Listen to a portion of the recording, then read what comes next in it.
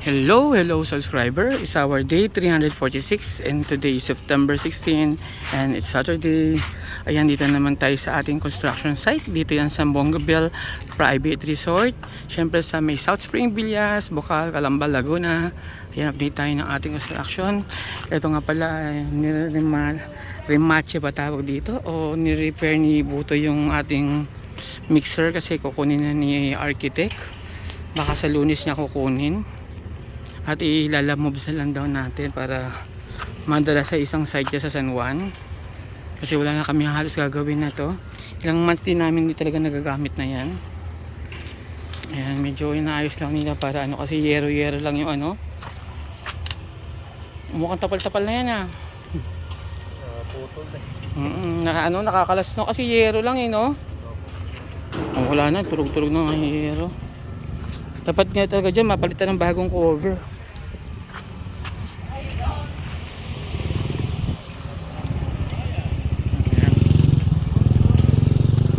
Tapos yung ating mga buhangin yun, marami pa din tayo pwedeng palambak sa ating buha. Sa may ating planter box yan, ang dami pa niyan no? So bago natin talagang papahakot natin yan sa kanya kasi medyo may ginagawa pa sila. Ayan.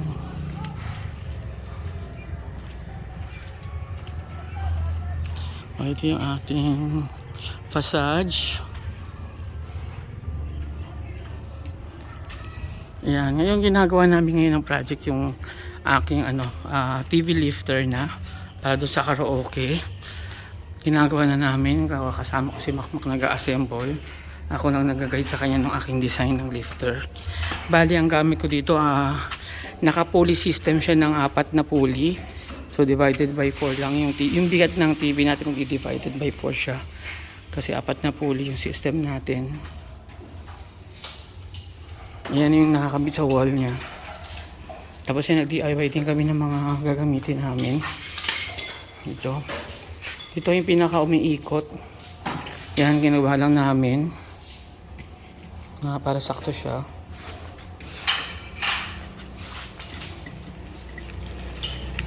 Ayan. Ito yung umiikot na siya. Ayan. Tapos ito yung gamit kong charger niya. Naka 12 volts ako. 12 volts na 2 amperes lang ang gamit ko. Para hindi masyadong umiting yung makina niya. Ayan, matibay ito kasi inispat talaga namin. Saka hinabol namin yung sukat ng yung pinaka ang tawag niya rito.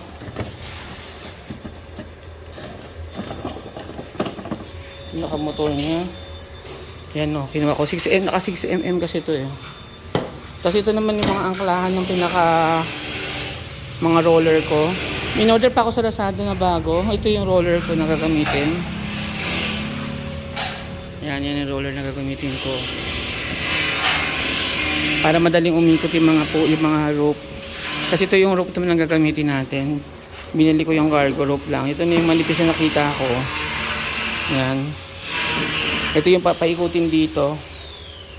Ayan, para mga TV natin. Kasi ito naman, ina-assemble na rin yung kahan niya. Kahoy yung gamit namin ni Marine Wood. Ayan.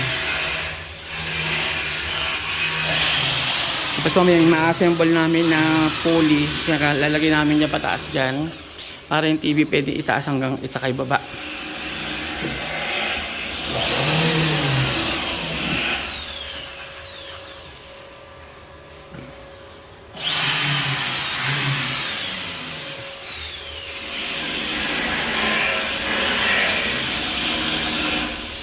Tapos yung mga pinapalagyan ko na waterproofing yung mga pinapest namin na mga paglalagyan namin ng nosing. Ayan. Waterproofing ko siya para di pumasok yung tubig dito. Ayan, dito dapat ang ganito yung waterproofing niya. Nakatampa siya. Ayan, naka-waterproof dapat yan. Para hindi sumiksik na yung tubig kasi ito yung nakalitaw lang sa maka-open lang siya sa pool yan. Tapos ito nakalagay yung mga sila ng frame na punta sa taas ng yan, hindi naka-frame.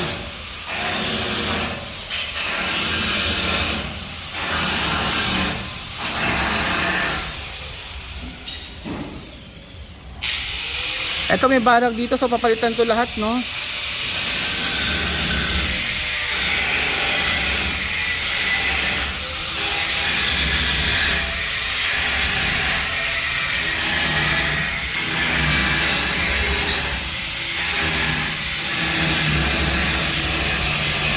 Jay, mamaya lagyan mo rin dito sa ilalim ha, ito mga to ha. Marami pa dito oh, mga open. Napangalan si RJ yung bago nating label. Kasi ito pinalagyan ko na rin to, pati sa ilalim. Dito rin ha, Jay. Ito, ilalim ito ha. Kaso ano eh, pantay na ng ano, paano kaya yan? Ay, finishing na lang siguro ng ano yan. Pero dapat tapis hindi kasi ng glaan yan eh. Ang ganito oh. Okay, waterproofing ko dito kasi ma-flat na, sayang naman. Kung tititikin pa nila to. Ayan, pag-usap sa bagay, baka patiktik ko na lang ulit o lagyan ko ng ano, ibang masil, ano.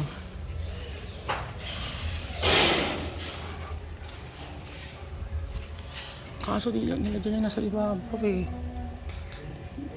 So dito nakakapit siya, yung ilalim niya wala. Walang waterproofing. Okay na tayo, matapiasan din yan eh.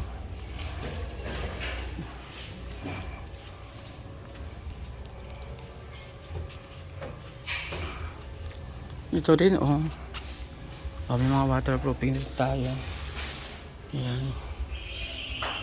Tapos yung taas naman yung ginagrinder na nila, pinapalinis nila kasi nakabitan na namin ng polycarbonate yan. Although hindi pa nakaka-order.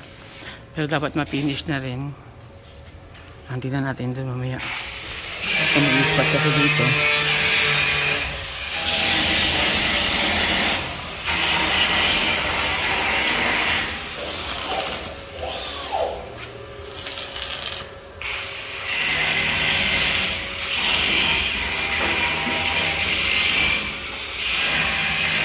Patapos niyan, yung gagawin niya yung mga higaan na. May design na niya ako sa higaan, okay na rin.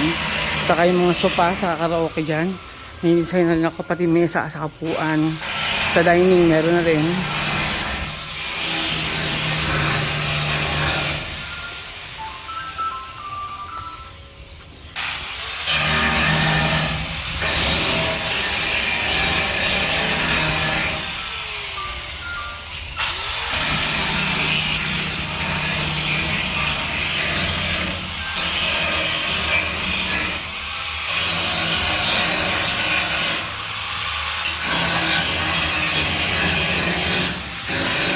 Siguro papaipit ko na lang kay Buto yung ano. Kaya buo kasi kakabit ito ng polycarbonate. So baka paipit ko na lang siya dito kasi kala ko may bagyo, di ba? Kayanin niya. Ito wala oh, so dapat malagyan ko. Pero ewan ko lang, mukhang kaya naman siguro. Open naman siya. Hindi mo siguro ito babagyo eh. Natatakot ako pag namundo siya eh. Ano siya pag hinangin na malakas na bagyo.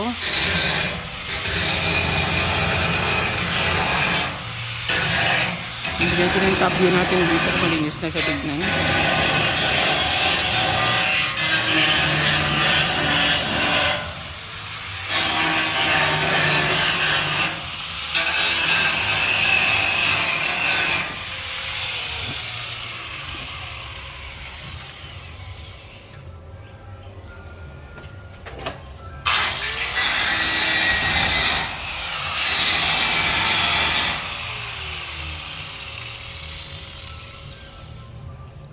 Oh, ayan. Dapat dito nag-ano na kami ni Boss Chip eh. Papiping na kasi hindi magtugma yung aming mood. Kaya hindi kami makapagsabay ng gawa.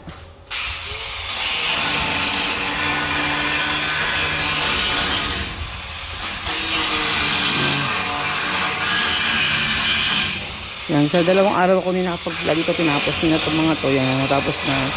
So, maglalagay na lang ng walling o tatanatik si Vamos kung maglalagay sa walling. Tapos meron pa tayo ano dyan? May wall pa ba tayo o huhulmahin mo na lang yung gilid nito? Ito yung gilid, mga gilid. Eh dito, wala na tayong walling. Ano lang, mano-mano. Ito yung makorba mo. Oo, sige. Mabata ng kalsik. Para mayulman natin. Sige. O yan, tama, sige. O pwede, sige yan na. O, itaas mo pa konti. Tatas pa konti. Oo. Kasi mas... Pantay ko na lang dito. Oo. Importante makakapag-turning tayo dyan sa taas. Ay, nadikit mo na ba? Hindi pa. Hindi. Pinispatan ko lang ng isa para... Sige. makita ko lang sa inyo. Oo. Pwede pa itaas para mas malawak yung space niya kasi mas malawak yung akyatan niya. Ako lang huli dating si nagpakain si Jeff ng ng mga siomais. Bumili ng siomai, nagpakain. Ano ba to, Biko? Biko. Ay, wala na to ah. Meron pa yan. Ay, sila. 2 piraso na lang eh. Meron sila na yun. Oo, meron pa yung isang layer. Okay, pagtabi mo na lang ako. Pinapapakain ni Jeff din man yan eh. Hindi na pa kinukuha ni Jeff pag siya kumukuha. Ang kain niya lang. Ay, gabi pa uwi nun. Ay, gabi pa ba? Oo, may pinuntahan siya. Nakakain yun. Ang paborito niya dito eh. Pinakatay ko. Kaya siguro hanggang dito, ayan o. Ang ganyan na? Oo. Yan si Mami, paborito rin ni Mami to oh. Namin na yan. Kaso ngayon, takot na siya kumain ngayon. Kasi nga nakaka-high blood daw ang ganyan. So, panahon din. Pero dati paborito ni Mami yan eh.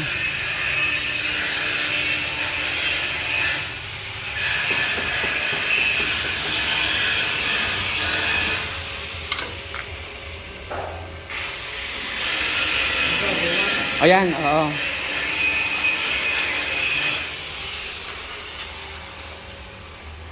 O, diba? Maganda na siya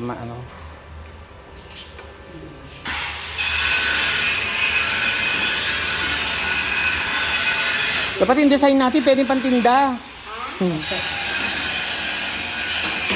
Kasi pag nagawa mo itong system na to, pwede mo na ibenta eh. Tapos yung isa, O, yan ganyan din. Pwede na yung space niya na ganyan. hindi yung Oo. 200. Oh, 200 yan. Ayan. Dito ko na nakalagay yung dahon. O, dyan mo ang dahon ha. Para maganda. Wala na ilang pambayad. 200 pesos. Para may benta si Inday. Thank you, sir. Ay, Puputip ni Jeff yung mga gabi yan. napupunin mo ito mamaya. Ito, kahit ang ganito po. Hindi na papanis yan, no? Dito nasisira. Basta maganda nito mo. Ito yan, agad-agad nasisira. Amagi na lang yan. Bagos, piniprito ko pag kahit may amag siya. Sa kainin na. Piprito mo ulit. Hindi naman nasisira ito eh. Pwede ba iprito ito pag iinitin mo? Oo. Pag gusto mo. Pero nung bata ko, tinitinda ko to, nilalako ko. Yung nakalagay pa siya sa lanera, nakahoy. Bata ako, nung nagtitinda ko ni mama nito, nung mama ko, itong gayan na to, piso lang yan. Kaya nga. Tinda ko nga bijing ko dati, bijing ko. Piso lang. Nasa kahoy lang nera. Nilalakad ko mula Marikina ng Kakubaw. Sumisigaw ako ng bibingka. Piso lang ang gayat, itong gayat na to. Kaya dama kita pa naglalako ka din kasi nakapaglako na ako. Tapos nag-jalo bakal bote din ako. Lahat ng pagtitinda, hindi mo ice candy. Kung hindi ka nag-jalo bakal bote, no? Ako nag-jalo bakal bote pa. Ay, hindi. Nagtitinda ako ng mga bote sa tindahan. Tapos ano kami ng kapatid ko, pedicab. Sumasada rin kami. Sa Maynila naman kasi maraming isa. Oo nga, maraming diskarte doon. Kasi pag tuwa kami, pag may baha, ang daming pasahero. Oo. Hindi... Kahit sa Maynila, maraming... Maraming kang pwede pagkakitaan, no? Maraming... ito, bilikod sir o fix na rin. Bix yan. Ganito na. Oo. Pwede na to. O pwede na ganyan. Importante natatanggal-tanggal, di ba?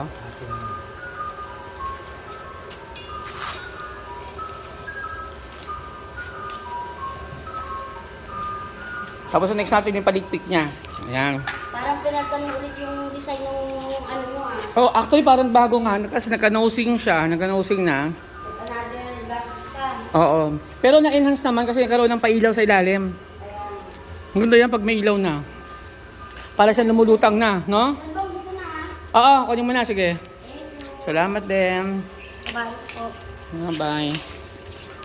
Ayan, sabay na tayo kay dahil maiksi lang yung ating video. Let's see that. Maiksi lang wala tayong update. Ay, nagtitinda pala. Nung itong katatda kasi. Binili siya. Namili. O yan, so hanggang dito lang yung ating video. Sa mga hindi pa nagsasubscribe, click naman yung ating subscription button.